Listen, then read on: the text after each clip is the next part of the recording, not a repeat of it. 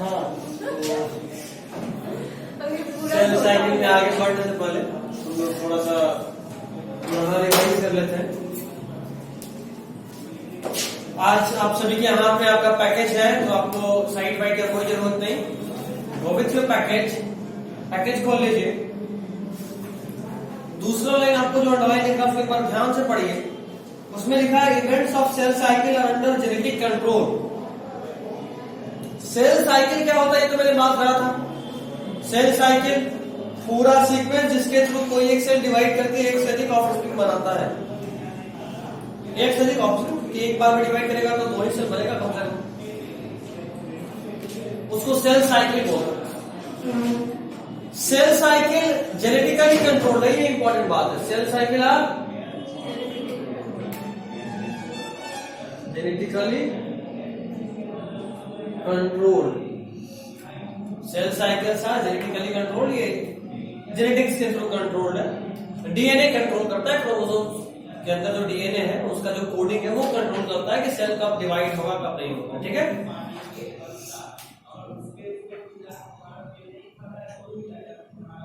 अच्छा, cell cycle का definition भी फर्स्ट पेज पे लिखा हुआ है, सॉरी फर्स्ट लाइन में लिखा हुआ है। The sequence of events by which a cell duplicates its genome, synthesizes the cell constituents and eventually divides into two daughter cells is called cell cycle. It is a series of sequence जिसमें कि कोई एक cell अपना genome को duplicate करेगा, अपने organelles को duplicate करेगा, and then finally it will divide into offsprings. Okay, this is called cell cycle. Next is the last line of this paragraph. Human cell divides once in 24 hours while each cell divides in 90 minutes. मैंने आपको कहा था कि ये important point है, इसको थोड़ा याद रखना। Now, minded, cell cycle is basically divided into two phases. Cell cycle is divided into two phases. First is I phase, commonly called interphase, and the second is metaphase. M phase. The definition of M phase is different. अगर mitosis हो रहा है then it is called mitotic phase, and if the cell division is of meiosis type then it is called meiotic phase. Okay. सबसे पहले interface के बारे में जानते हैं। Interface is again subdivided into three more parts. Interphase is again subdivided into three more parts, that is G1 phase, S phase and G2 phase. G1 phase, S phase and G2 phase.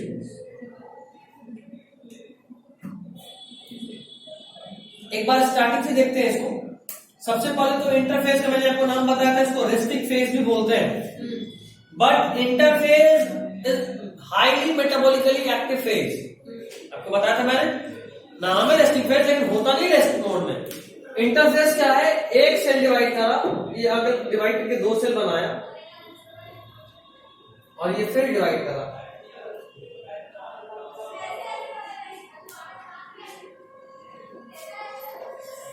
ये तो division हो रहा है।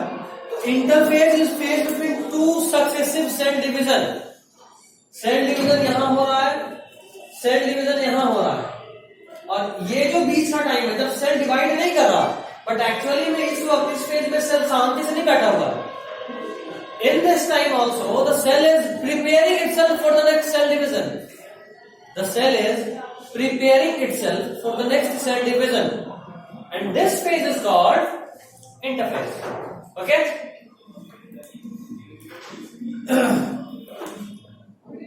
Interphase generally covers more than 95% of total cell cycle.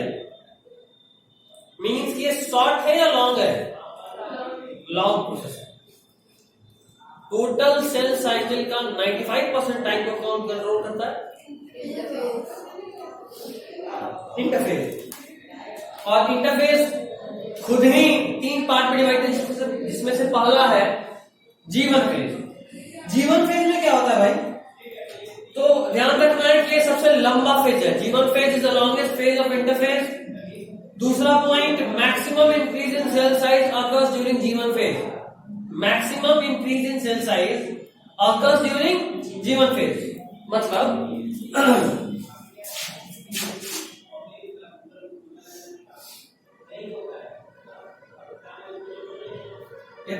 रहा, ये longest phase है। Cell division का longest phase नहीं है, longest phase of interphase. Maximum cell size कब अकर होता है? Maximum increase in cell size,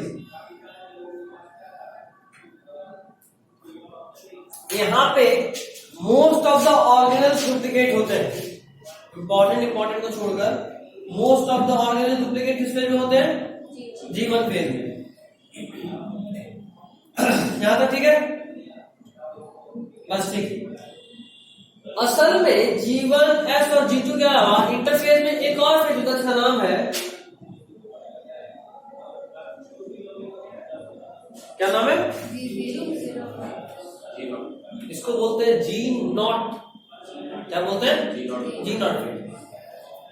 G0 phase का खास बात यह है कि ये जो G0 फेज है, इस फेज में अगर कोई सेल चला गया तो एक्टिव तो है but it is not dividing. Division से रिलेटेड सारा काम उस वक्त रुक जाता है। नेक्स्ट पेज पे, पेज नंबर 103 पे देखो, आपको एक डायग्राम दिख रहा है। एनसीईआरटी में तो उसी पेज पे दिख रहा है, दिखा वो सेल साइकिल का डायग्राम है। सबसे देखो सेल साइकिल में G1, S और G2 ये तीनों को मिला दो तो बाकी जो बचा वो I फेज है, और बाकी जो बचा वो M फेज है। G1, S और G2 को मिलाओ तो बना I फेज, और बाकी जो बचा वो M फेज। तो आपको ध्यान इस बात का ये रखना है कि मैक्सिमम पार्ट कौन कवर कर लिया? I फेज, और जो बचा M फेज इसमें क्या क्या है? Prophase, metaphase, anaphase, telophase. PMAT क्या है? Prophase, metaphase, anaphase, telophase, PMAT। ये PMAT is a part of M phase. ये किसका पार्ट है?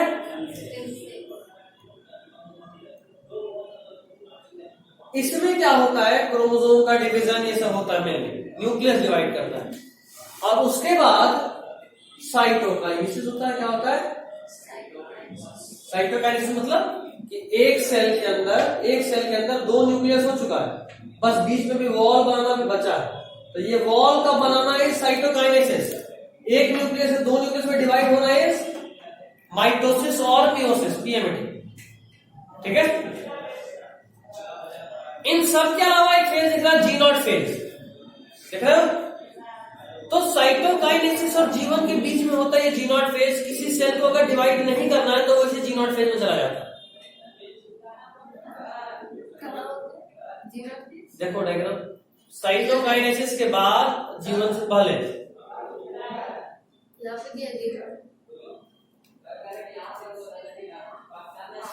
चले टैकल वाले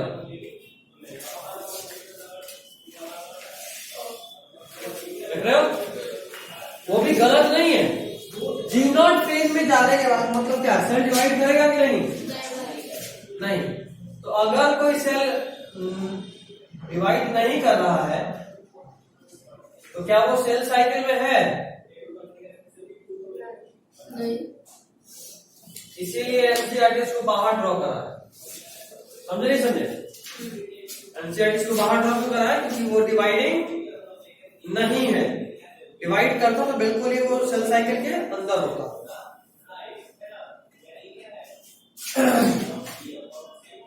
तो G0 फेज में कौन जाएगा? वही सब सेल जाएगा जिसको डिवाइड नहीं कर, जैसे हार्ट सेल लगातार डिवाइड नहीं करता है, इसीलिए वो G0 फेज में जाकर बैठा होता है। हार्ट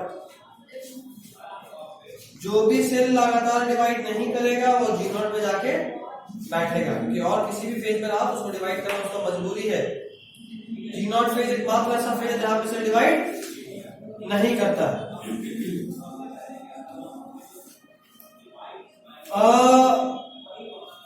G0 फेज का एक और नाम है क्विसेंट स्टेज, देख रहे हो? क्विसेंट स्टेज में जाने का मतलब क्या? सेल टेम्पररी या परमानेंट उधर ही उसी में है जहां G0 का नहीं है। G1 में सेकंड पाएगा। ये क्वेश्चन स्टेज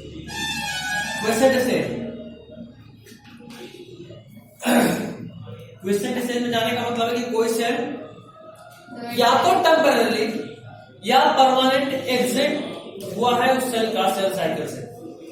टेम्पररी और permanent exit of a cell from cell cycle is called quiescent stage. मतलब ये कि अभी हम लोग में से कोई भी डिवाइडिंग फेज में है, कार्य से बोलते डिवाइडिंग फेज अगर माने तो अभी हम लोग आई फेज में बॉडी को प्रिपेयर कर रहे हैं फॉर डिवीजन। मैरिज के बाद हम लोग आई एम फेज या मतलब एम फेज में जाएंगे, माइटोसिस या किसी फेज में जाएंगे अगर हम एक सेल है तो। ठीक, तो काले का मतलब कि हम संन्यास लेना चाहते हैं। ठीक, तो अगर हम संन्यास लिए परमानेंट वाला कि नहीं अभी हम नहीं भटकने वाले, ये हुआ मेरा G0 फेज में परमानेंट एंट्री, अभी वापस आना ही नहीं। अभी चले तो गए थे जोश में, बट वहां जाके भी टिक नहीं पाया, वापस लौटना पड़ गया। ये हुआ टेम्पररी G0 फेज, गए थे लगे फिर लौट के वापस आए। हमारे बॉडी में बहुत सारा टेम्पररी एग्जिट होता है G0। मतलब ये कि तुमको अभी तुम्हारे सेल को जरूरत नहीं है डिवीजन का, तो वो G0 पे चला जाएगा। ठीक है, कुछ दिन के बाद जब आपको लगेगा कि नहीं आपके बॉडी सेल्स को जरूरत है नए सेल्स का, तो वो सेल जो G0 पे चला गया था वो वापस नॉर्मल सेल्स की तरह एक्ट करेगा और डिवीजन चालू कर देगा। ठीक है, उसके बाद दूसरा फेज है एस फेज। एस फेज 2-3 कारणों से बहुत इंपॉर्टेंट है। पहला कारण, यहां पे डीएनए डबल होता है, डीएनए अमाउंट डबल होता है। वो क्या है थोड़ा सा में समझ में आएगा, अभी आप लोग बहुत छोटे हैं उसको समझने के लिए। जरूरी है, बहुत जरूरी है, बहुत इंपॉर्टेंट है, हर साल क्वेश्चन आ जाएगा। एक और क्लास के बाद आप इतने बड़े होंगे कि आपको वहां समझ में, कम से कम एक क्लास और लगेगा संडे को मे भी, अगर हम ठीक रहे तो सबसे इम्पोर्टेंट। तबीयत बहुत बड़ा इशू है ना, मौसम चेंज हो रहा है और ठंडा कुछ ज्यादा ही जल्दी आ गया, हद से ज्यादा जल्दी आ गया। हमको गर्मी लग रहा है, लेकिन हमको ठंडा ही नहीं लगता, हमको उससे हटा के रखिए। ठंडा लगता है नहीं, एकदम भी नहीं, मतलब समर भी आता तो फर्क नहीं पड़ता, अपने घर जाके कहीं घूम सकते हो, मम्मी की चलाने पड़ता है। 3 दिन पहले हम प्लान किए थे, एक लड़की प्रैक्टिकल कर ना, तो मेरे शर्ट में लाके जैसे बर्फ का टुकड़ा डाल देती, बर्फ का टुकड़ा। 3 दिन पहले तक प्लान कर रहे थे कि इसे बदला लेंगे, लेकिन मौका मिला ही नहीं। अब तो बड़ा वाला सिल्ली लेके आए लैब से, उसके बाद उसको तोड़ा के पीस करवा के मुट्ठी भर डालेंगे, उससे क्या होगा फैलेगा। बर्फ तो सिर्फ एक जगह होता है, ऐसे झुक गए, उसके बाद थोड़ा उछल कूद किए तो नीचे आ गया। लेकिन जब उसको पाउडर फॉर्म में करके डालेंगे ना तो वहीं पे भिगा देगा पूरा, तो मजा आएगा, ठंडा लगता रहेगा लंबे समय तक। उसके बाद एक छोटी बच्ची का पॉइंट भी किए थे, 4 चॉकलेट देना पड़ा हमको किटकैट का 10 बार, तब जाके मानी। जूनियर है, उसको बोले कि बाबू तेरे को ज्यादा कुछ नहीं करना, बस पूरा डाल देना है। ये काम हम नहीं कर सकते ना, इसलिए खैर, लेकिन उसका गुड लक मेरा बैड लक, मौका ही नहीं मिला। सोचा इतना बड़ा सिल्ली डलवाऊंगा,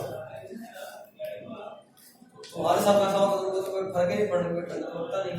वो गले में थोड़ा बहुत लग सकता है, बट थोड़ा बहुत ठीक है, चलेगा।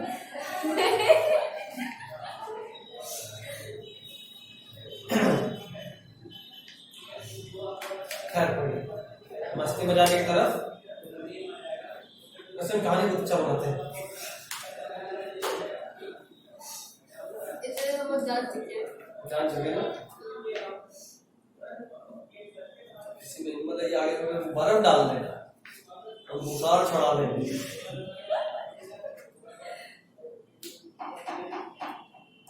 वैसे सच बोल तो डलाया है, लेकिन वो बर्फ नहीं था, छोटा सा टुकड़ा था, आइस बॉक्स का होता है आइस ट्रे में, उससे उसका भी रुपए कितनी सा था, उससे क्या होता है? उसका एम था मेरे गर्दन में सटाना, उसके हाथ से फिसल के अंदर चला गया,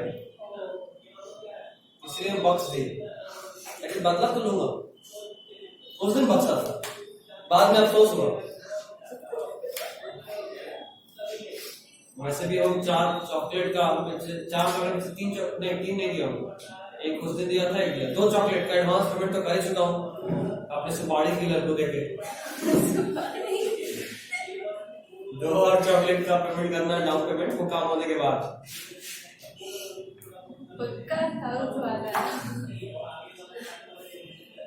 खैर, तो एस फेज में क्या होता है कि यहाँ क्रोमोसोम सिंथेसाइज होता है, डीएनए सिंथेसाइज होता है। देखो 2 बात याद रखना, क्रोमोसोम नंबर और डीएनए अमाउंट में डिफरेंस है। क्रोमोसोम बनता कैसे है, आपको शायद कभी बताया था कि नहीं बताया था? डीएनए कैसे क्रोमोसोम बनता है? हाँ, हिस्टोन वाला लपेट लपेट के डीएनए से क्रोमोसोम बनाते बताया था। चलो, अगर ये बात पता है तो एक क्रोमोसोम ड्रॉ कर रहे हैं, ठीक है? ये एक क्रोमोसोम है, इसका नंबर कितना है?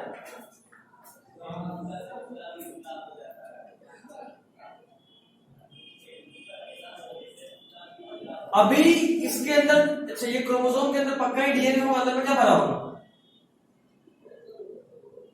बोल।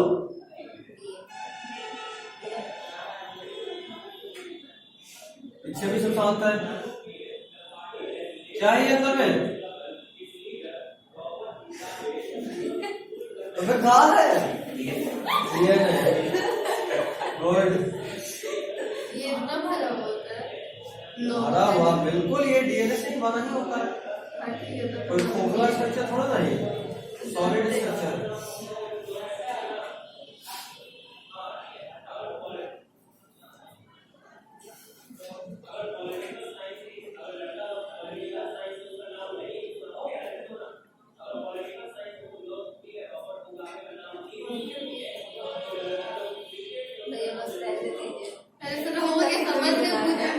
समझ गए, बहुत ज्यादा टेंशन, बहुत बहुत बहुत ज्यादा। सभी मानकर हम नहीं करते ना, वो 3 कलर मेरा खाता, वैसे नहीं तो कोई बर्बाद करते हैं नहीं, ब्लैक कलर। ये क्रोमोसोम, ये डिवाइड किया, इसका डीएनए डिवाइड करा, तो जाहिर सी बात है एक डीएनए इतना लंबा एसोसिएट लेता, तो 2 डीएनए पक्का है कि इसको से भर देगा, ठीक? सिंबॉलिकली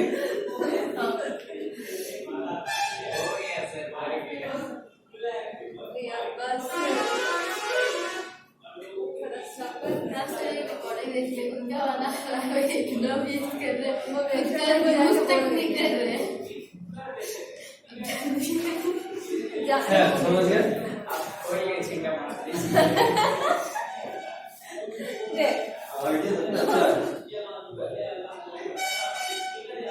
इधर से बन जाएगा, इसमें तेल लगा हुआ है। अच्छा नहीं, हमें पंजाबी तड़का खाया अभी, उसका तेल है। अब तो इसमें तेल कहाँ से आगे खुल नहीं रहा है। तो ये एक क्रोमोसोम, अच्छा ये डीएनए डबल हो गया, माइंड डीएनए डबल हुआ है, लेकिन नंबर ऑफ क्रोमोसोम अभी भी कितना है? एक ही है। ये भी पहले भी एक था, अभी भी now also number of chromosome कितना? 1। ठीक, तो इससे एस फेज में डीएनए अमाउंट डबल होने के बावजूद नंबर ऑफ क्रोमोसोम पे कोई फर्क नहीं पड़ता। तो यहाँ डीएनए डबल होता है, देखो एक डीएनए इसमें था, डीएनए डबल हुआ तो 2 और आ गया, ठीक? उसके अलावा कुछ हिस्टोन प्रोटीन और सेंट्रियोल, ये इंपॉर्टेंट है। एस फेज में 3 चीज का डुप्लीकेशन होता है, पहला डीएनए, दूसरा हिस्टोन प्रोटीन, वही प्रोटीन है जो डीएनए को फोल्डिंग में हेल्प कर रहा था, ठीक है ना? और तीसरा क्या? सेंट्रियोल के बारे में कुछ खास बात? सिर्फ एनिमल में होता है, प्लांट सेल में नहीं होता। इसका फंक्शन रास्ते बहुत अच्छा है। फंक्शन सेल डिवीजन तुम्हारे लिए मस्त मेकअप होगा, ऐसा कि मम्मी भी नहीं पहचानेगी कौन है।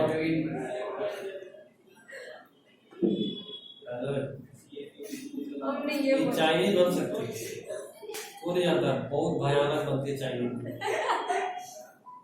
एक बार हम देखें, बस जिस दिन इंडिया चाइना का लड़ाई हुई बस मेकअप ना करे, वरना सबसे पहले यही गिराएगी। तो खैर तीन चीज, DNA amount double, histone protein double और सेंट्रियोल डबल। सेंट्रियोल सिर्फ एनिमल सेल में होता है, सेल डिवीजन में रोल प्ले करता है। माइंडेड यहाँ पे सेल के फ्लूइडिटी लेवल पे कोई फर्क नहीं पड़ता।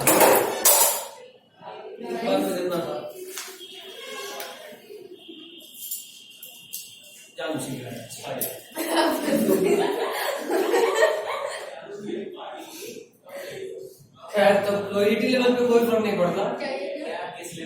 फ्लूइडिटी लेवल n है 2 n है 3 n है 4 n है 5 n है 6 n है 7 n। कितना n है सेल? मतलब जैसे मान लो हम लोग, हम सभी का डेवलपमेंट इससे हुआ है।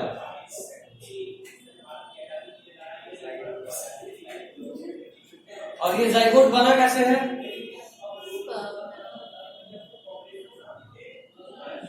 स्पर्म और एग के फ्यूजन से। स्पर्म का भी एक न्यूक्लियस होगा, एक का भी एक न्यूक्लियस होगा, दो न्यूक्लियस मिला तो हम लोग कितने बने? और इसी में डिवाइड होकर हमारा पूरा सेल बना हुआ है। इससे कौन बम फोड़ नाक कटवा देगा? क्या खाए? इससे ज्यादा जोड़े तो मच्छर मारते हैं, मजा नहीं आया। फूटे तो आदमी का भाग होना चाहिए।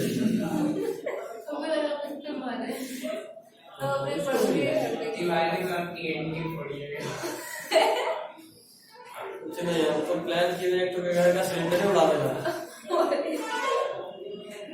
क्या आपने छोटा मोटा बॉम्ब फोड़ते हैं, लाइए सिलेंडर।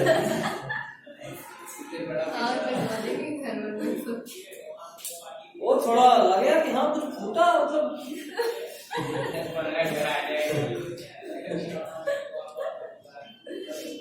बहुत सारे कारण किए हैं। इनके घर में लास्ट टू लास्ट ईयर का बात है, अब तो वो अंकल भी नहीं रहे, इधर ही 1-2 महीना भी नहीं हुआ। उनका घर बन रहा था तो ना वो मशीन जिसमें मिक्स होता सीमेंट बालू ये सब, तो वो मशीन था। दिवाली के टाइम में तो सारा मजदूर लोग जा चुका था जल्दी में। हम लोग का जो बीड़ी पटाखा था आवाज नहीं कर रहा था, ऐसा ही फुसफुस हो। हम लोग क्या किया, इसको मशीन में डाल दिया मिक्सर वाला। वहां पे जब फोड़ रहे थे ना तो आवाज चूंकि अंदर में गोल था, बूम। और थोड़ा देर के बाद ऐसा लगा था जो जहाँ से वो निकलता है गिट्टी सीमेंट ये सब, वहां से धुआं निकलता था। फील आता था हम लोगों को भाई तो खूब चला रहे हैं। स्टार्ट हुआ था बीड़ी पटाखा से, जो सीधा बम बम बम था, वो फाइनली चॉकलेट बम, हाइड्रो बम, कृष्णा बम पे जाके खत्म हुआ। वो सब तो मैं बम और धुआं धुआं एकदम हो जाए। उसके बाद एकदम हम लोग वीडियो स्टेटस बना के एकदम हिला दिए थे। किसी को हिम्मत है जो बोला, क्या पता उसके अभी बम फूट सकता है। गाड़ी तो सबके ही यहाँ होता है, गैरेज में डाल के निकल लिए। तो छोटा सा काम है, 5 मिनट में ही लगता है। एक थे ना बहुत तंग करते थे, बताए भी होंगे, होली में उनसे बदला लिए थे।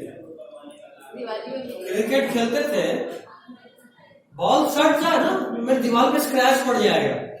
मैंने बताया बहुत आदमी है तो दीवार पे स्क्रैच पड़ता है बॉल के सटने से। होली में तो पूरा एकदम हैप्पी होली, होली मुबारक सब लिखाया था।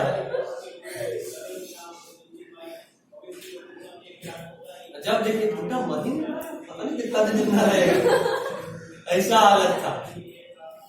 अबे तैयार थे ना बेटा, तुम लोगों को खेलने नहीं देंगे, जब तक तुम लोग खेलेगा हम पे जिंदा रहेंगे। उनका ऐसा प्लानिंग था। अभी तक जिंदा, अब हेल्दी है। 2 बार हार्ट फेल हो गया बट फिर भी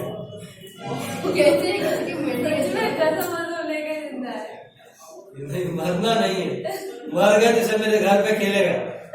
उनका इस बात का टेंशन है और फिर टेंशन नहीं। खैर अब तो बेचारे बहुत शरीफ हो गए।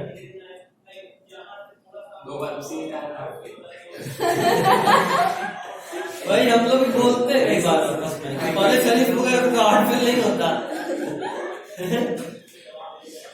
2 बार हार्ट फेल करवा के ही समझ रहे हैं तो क्या सीख रहे हैं बताइए।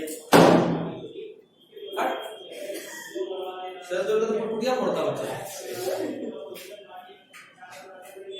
परसों का बात है, यहाँ पे 9th वाला सब क्लास में पुटिया फोड़ा और कायदे से वो मेरा ही क्लास था। तो जैसे आते हैं अपना 20 मिनट लेट, नहीं संडे नहीं, बस ट्यूसडे संडे सैटरडे, जैसे 20 मिनट लेट आते हैं वैसे ही घूमते दर्शन हम आराम से आते टाइप मस्त मॉल चल के आ रहे थे। गेट पे तो कुछ धक्का बोला, कुछ जल रहा है। फिर बाहर में सारा तार वार चेक कर लिए, फायर एक्सटिंग्विशर चेक कर लिए, काम हो रहा है, कुछ पता नहीं चला काम हो रहा है। फिर आए क्लास में तो पता लगा अच्छा क्लास में पटाखा फूटा है। उससे भुवनेश्वर सर नहीं थे, जो मस्त मौका है, आज तो मन मत फूटेंगे, कोई बचाने वाला नहीं। उसके बाद सबसे पूछे भाई कौन फोड़ा, पहले कोई बताए। जूनियर क्लास में मेरा अलग लेवल का खौफ होता है।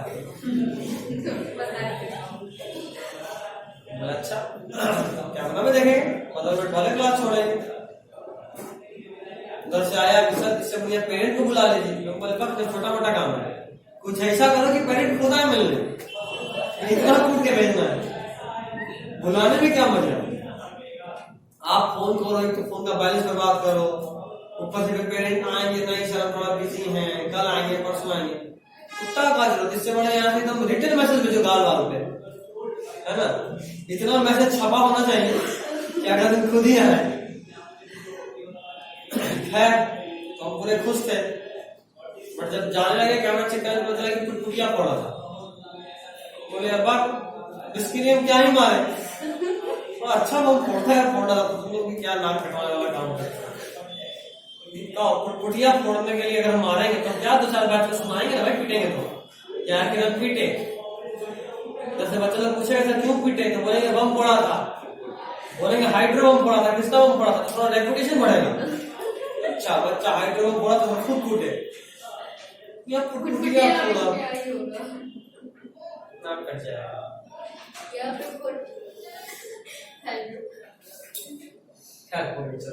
Jokes apart, next is G2 phase. Sir 5 दो लाइन क्या G2 फेज देखो, देखिए 3 लाइन, पहला लाइन छोड़ दो। वैसे हाँ याद रखना रहे सब।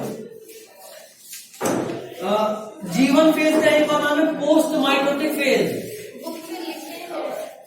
बड़ा पूछता है यार, बड़ा कंफ्यूज करता है पोस्ट माइटोटिक फेज, ठीक है। और G2 फेज का कॉमन है प्री माइटोटिक फेज। G2 का G1 का पोस्ट माइटोटिक और G1 का प्री माइटोटिक। ये बड़ा पूछ देता है आपको, थोड़ा सा कंफ्यूजिंग है।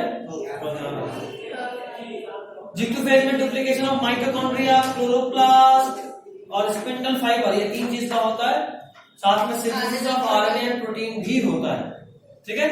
चलिए this is all for today. Next class में एम फेज पढ़ेंगे। अगले क्लास में हम लोग पूरा माइटोसिस खत्म करेंगे। देख लो माइटोसिस कितना है, बस नहीं, साइटोकिनेसिस माइटोसिस नहीं पार्ट है, वो हो जाएगा। मियोसिस नेक्स्ट क्लास में, और नेक्स्ट टाइम चैप्टर खत्म हो जाएगा। 3 क्लास तो हम पहले ही बोले थे, एक दिन में करते हैं ना, 2 घंटे का क्लास एक दिन में, तो आज भी कितना ही पढ़ा है। था। पढ़ाया